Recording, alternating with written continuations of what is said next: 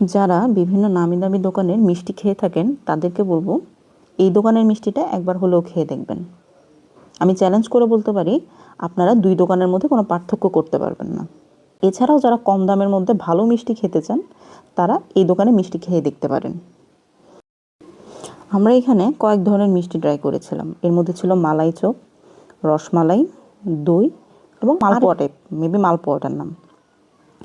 যাই হোক, প্রত্যেকটা মিষ্টিই ছিল অনেক মজা। আর কেউ যদি কম মিষ্টি পছন্দ করেন তারা তাহলে এই দইটা ট্রাই করতে পারেন, আপনাদের অবশ্যই ভালো লাগবে। আপনি চাইলে কেজি হিসেবে কিনেও বাসায় নিয়ে যেতে পারেন।